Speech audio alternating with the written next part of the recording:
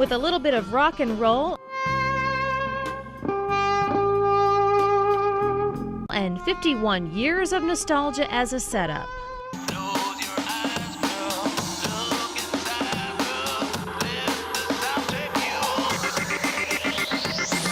General Motors raises the curtain on the showstopper of the North American International Auto Show in Detroit.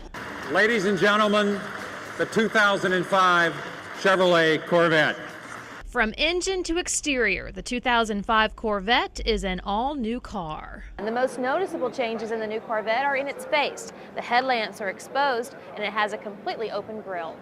It has eyes now that have, they have some personality to them. It has a mouth, whereas before it had these little slits, but now it breathes a lot of air. A particularly appealing characteristic of the car is the fender forms, which have more of the passion of the Stingray era. While the front end changes are the most noticeable, Corvette Chief Engineer David Hill says the most improved view of the car is from the rear. It tapers in more at the back, and then visually it's got the dark area on top, the dark area down below, which makes it look less tall and more wide. And the tail lamps are really, really pretty. Corvette lovers care a lot about a pretty back end, but what's beneath the hood? Now that's where the Auto Channel's president, Robert Gordon, says enthusiasts really feel the love.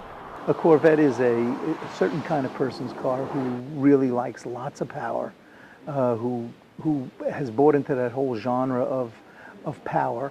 The new LS2 V8 engine packs plenty of it. It makes 400 horsepower with 400 pound-feet of torque, the highest horsepower ever offered as standard equipment in a Vette. This is the standard engine in the new Corvette.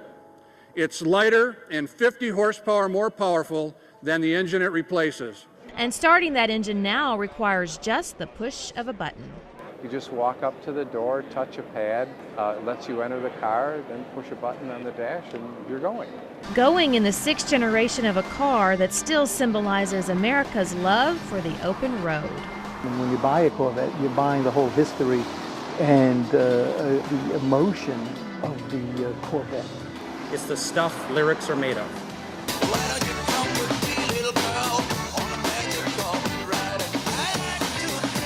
In Detroit at the North American International Auto Show, Rachel Elsberry, News 8 Austin.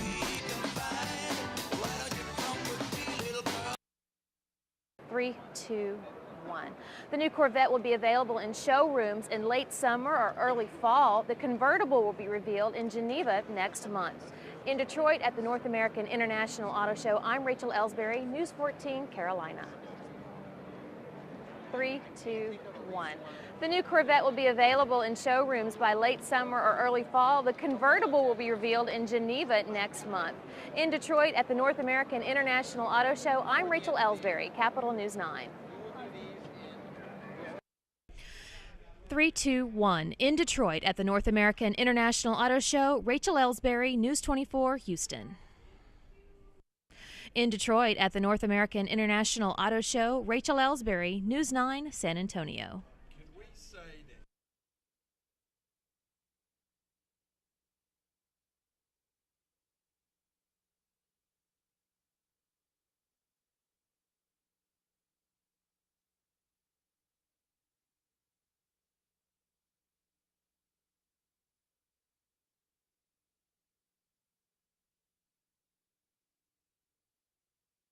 Real soon is going to see a lot more activity than it ever has before.